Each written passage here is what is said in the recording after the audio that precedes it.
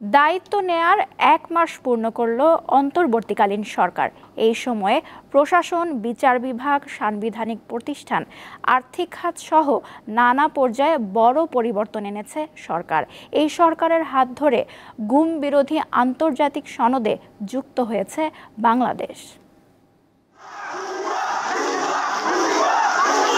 ছাত্র জনতার গণঅভ্যুত্থানের মুখে গত 5 আগস্ট পদত্যাগ করে দেশ ছাড়েন সাবেক প্রধানমন্ত্রী শেখ হাসিনা, যার মধ্য দিয়ে আওয়ামী লীগের টানা প্রায় 16 বছরের শাসনের অবসান ঘটে।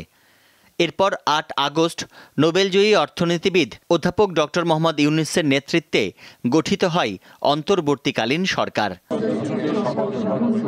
দায়িত্ব গ্রহণের পরপরই স্থানীয় জনপ্রতিনিধিদের অপসারণ করে তাদের জায়গায় বসানো হয় প্রশাসক। বাধ্যতামূলক অবসরে পাঠানো হয় অনেককে।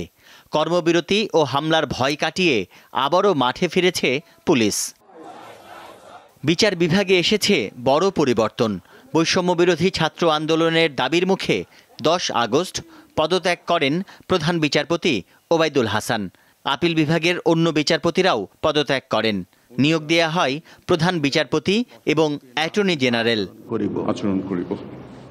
পদত্যাগ করেন সরকারি, আধা সরকারি, এমনকি বেসরকারি প্রতিষ্ঠানের শীর্ষ কর্মকর্তাদের অনেকে।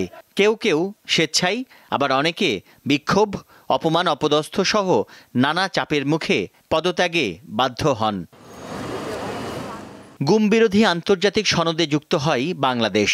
অন্তর্বর্তী সরকারের প্রধান উপদেষ্টা অধ্যাপক ইউনূস এই সনদে সই করেন।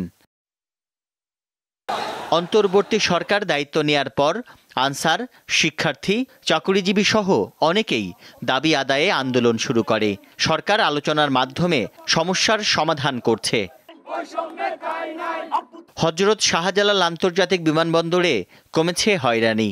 সক্রিয় হয়েছে হেল্প ডেস্ক, ফ্রি ওয়াইফাই ও টেলিফোন সেবা। গণভবনকে জাদুঘরে রূপান্তরের সিদ্ধান্ত নিয়েছে সরকার। এ নিয়ে কাজ করবে বিশেষ কমিটি। তানভীর খন্দকার, দীপ্ত সংবাদ, ঢাকা।